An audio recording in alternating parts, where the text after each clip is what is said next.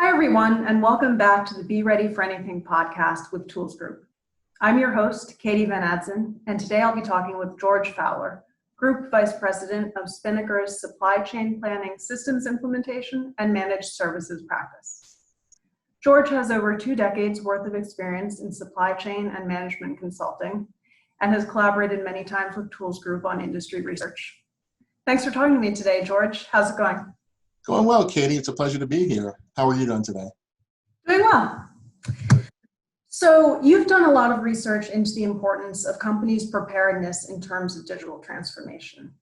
How have you seen that affect organizations' outcomes in relation to the COVID downturn? That's a great question, Katie.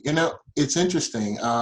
Digital transformation is a lot like wearing a mask in the middle of COVID. It's a little late after you've been infected to put on your mask. This is something that you need to do in advance. So as you look at companies, there are a lot of companies where they're doing well despite themselves today.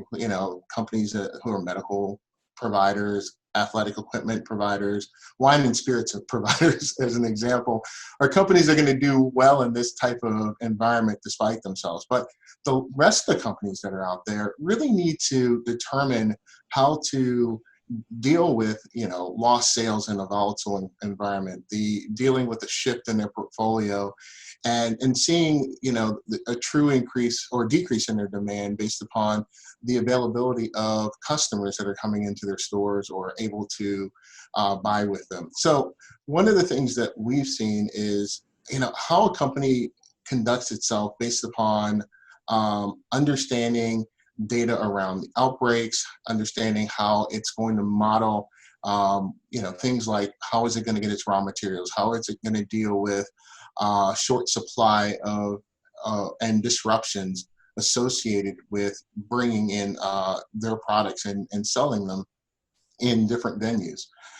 What I found most interesting is, as I did a lot of research, and this research has grown since the pandemic has started, is that, there was some research done by the Insurance Institute where they looked at about 1,800 companies. And what they found was that most companies, regardless of where they're located and so on, they actually go through types of downturns like this on a regular basis. So as an example, there are catastrophic business interruptions or disruptions that might occur from fire, cybersecurity breaches, weather, and these things happen every 3 to 4 months for most companies. So those companies that haven't taken on the mantle and determined that they need to invest in a digital transformation platform are lagging behind, and in many cases they're suffering. They're suffering from indecision and difficulty making key decisions on how they're going to move their businesses forward.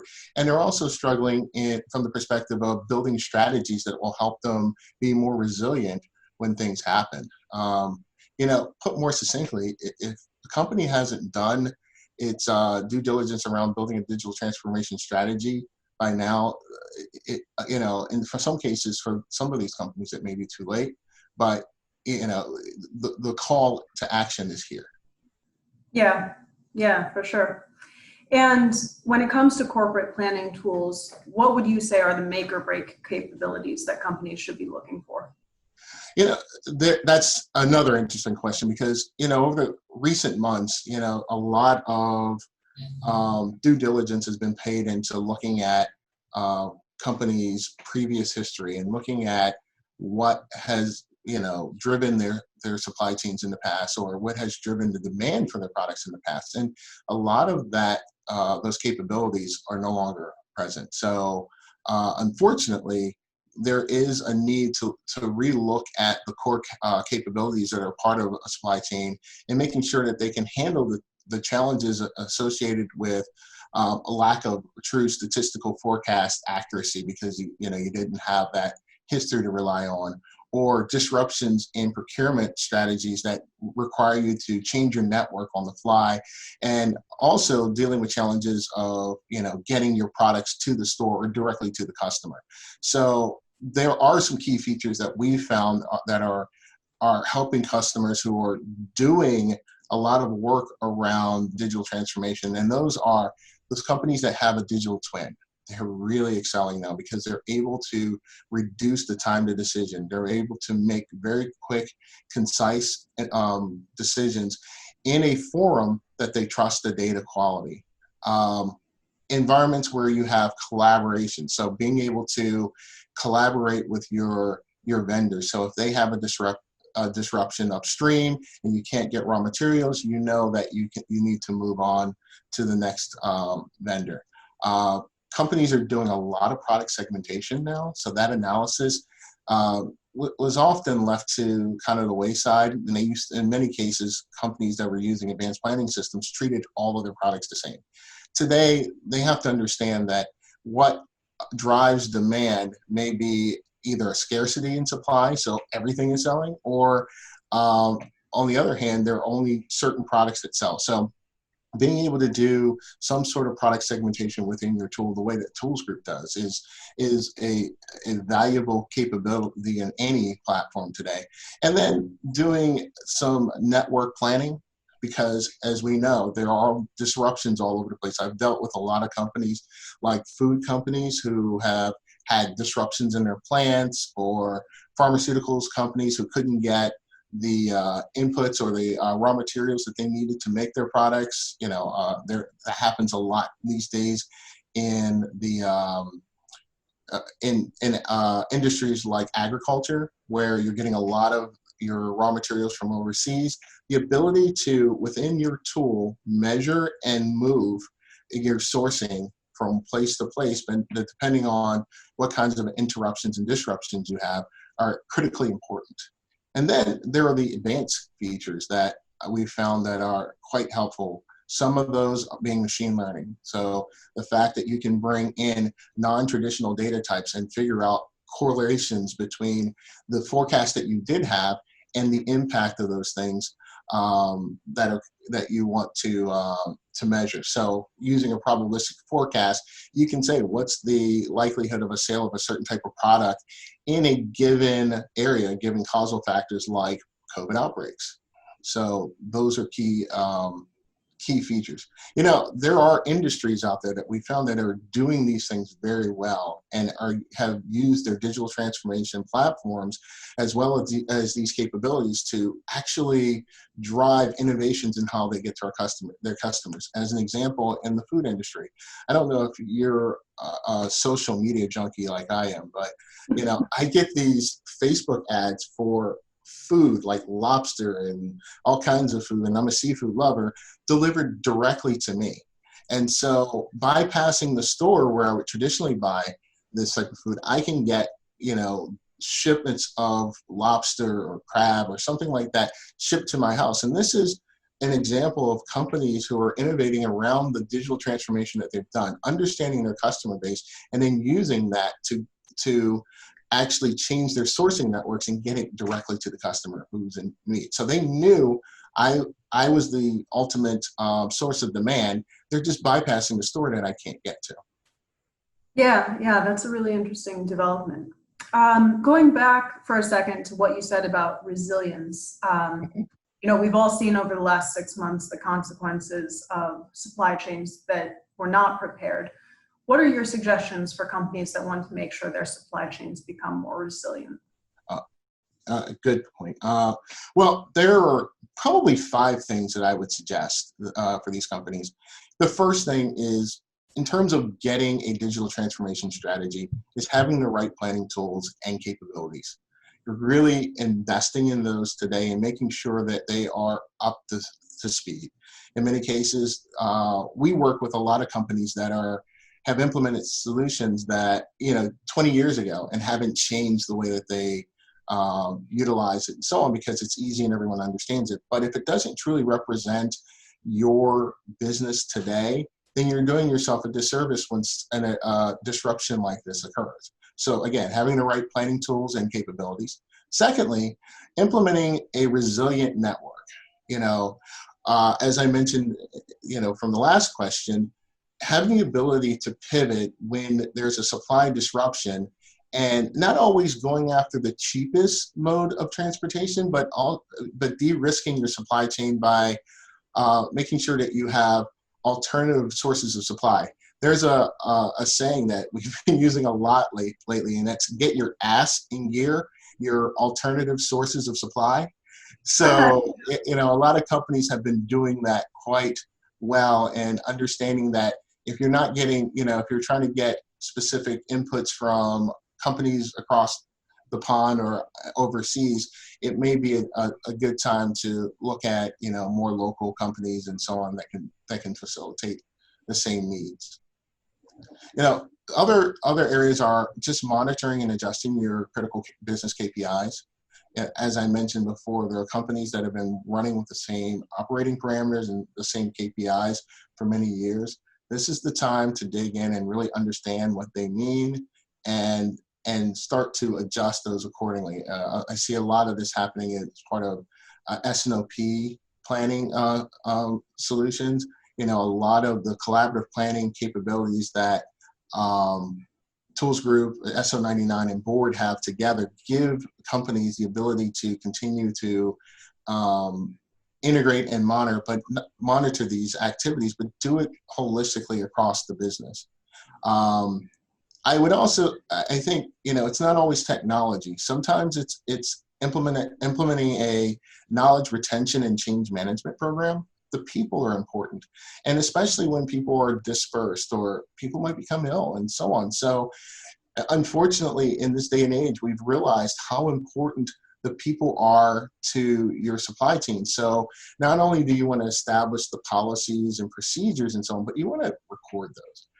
If you're in a company where you've implemented a solution and you've developed the guidelines and you just let the system run up on its own without kind of recording those for historical and archival purposes in some sort of documented form so people understand it, you're at risk, because those people can disappear. And unfortunately, when they do, they take the knowledge of how to run your supply chain with them.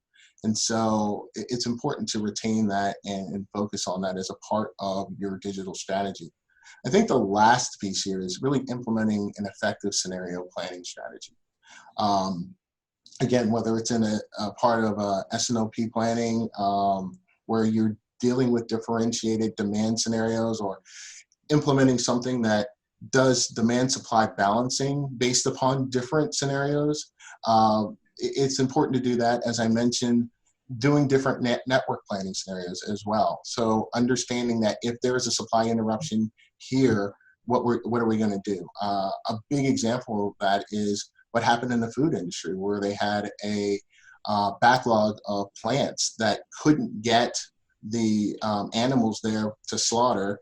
And so there was a backlog of those. And because the machinery can't handle the specific animals after they're a certain size, they actually had to dispose of them. And that's unfortunate, because it's a waste of food and, farmers' livelihoods there. So, from that perspective, doing a fair amount of network planning and alternative network planning, and again, doing the alternative sources of supply are important. And then modeling your allocation strategies as well. So just as important as it is to figure out how you're going to get your raw materials in, it's important to figure out where you're going to send your products to on the way out. So one of the things that we found is, like in the medical industry, sometimes you're dealing with not the highest profitable or area or the highest demand. Sometimes you're dealing with getting products to the highest need from an outbreak perspective, or if there's a weather change and so on. A lot of companies are doing control towers and so on that are helping them to figure out where to send their products, how to avoid disruptions within their network, and also model what is the least risk deployment strategy for their products. And then, of course, then there also is following the demand. So making sure that you get the product to where your customers are. Mm-hmm. And I wanted to touch a little more on what you were saying about KPIs. So if a company is trying to take stock of its preparedness in terms of disruption and digital transformation, what kind of metrics should they be looking at, and where would you suggest that they go to find this data? Okay. So, it's funny. I've been in supply chain a little over 25 years, and I'm kind of one of the old school guys that are like the fundamentalists who will always believe that supply chain planning always started with a good forecast. And I'll admit, going through this type of catastrophic event where you have a global pandemic, it's kind of turned that philosophy on its head. Forecasts are unreliable. The data that you've used for many, many years to drive that statistical forecast is unreliable now. And so while companies have traditionally looked at their demand as a driver, quite frankly, what I've seen today is that KPIs and drivers around supply chain interruptions, have fallen aside, and companies are focusing more on inventory-related KPIs. So, as an example, things like form and fit of inventory. Do I have the right inventory in place? Is it at the right echelon within my network? Do I have enough of that? And do I have what people truly need? As I do product segmentation, am I actually figuring out the right mix of products? So a lot of analytics and KPIs that are driven off of determining, whether I have the right inventory at the right place is really being focused on. I also see a lot of the traditional metrics around inventory and distribution planning, the days of coverage, the safety stock, the fill rates, and so on are being reviewed. And in many cases, additional buffers are being added to make sure that they have sufficient inventory to cover manufacturing requirements or longer lead times for products and so on. So those types of things are definitely a part of what companies are doing. But I think more importantly, and this is a huge change that I've seen in recent months, and this is around cost of goods sold. So cost has become a major driver. In many cases, the cost of raw materials are growing and getting higher, and because products are harder to get, or your allocation, or the particular allocation that we might get from a supplier may not be as high. So in many cases, companies are looking at their cost of goods sold through a different lens, where they're looking at forward buy opportunities. Well, if I buy an extra 20%, can I get a price break on that? So that's taking into account cost. It's taking into account my inventory projections. It's taking into account my projected demand and whether I'll be able to sell those products. It also, we're also seeing a lot of make versus buy decisions. So in some cases, like in the chemical industry, I've been working with some companies there that are actually saying, you know what, it might be cheaper for us to change and actually start to make these products on our own, and then use the byproducts and so on to make other things downstream as a means to, deal with the current situation. But the KPIs that tell them that they can do that are the ones that they're monitoring. So my final question for you today is around scenario planning. You touched on how important effective scenario planning is, and now more than ever.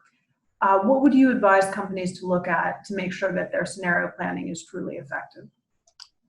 Well, in order to make scenario planning effective, I think there are three things you need to do. The first thing is automation.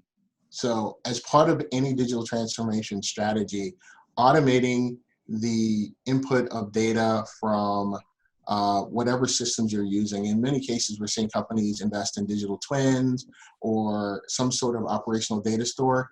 It is critical. It's more critical than ever to have that data readily available, because speed to decision is critical now. If it takes you months to pull together information from different spreadsheets, then rationalize it between, whose definition of, what a product is or what a cost is, or any other of the various supply chain information that you would be bringing in, if it takes you too much time to do that, you'll miss the window of opportunity. And in many cases, that's what we're seeing. Not that customers don't have a handle on what they want to find. It's just that it's taking them too long to get to the information and make that decision. Just as importantly, data quality.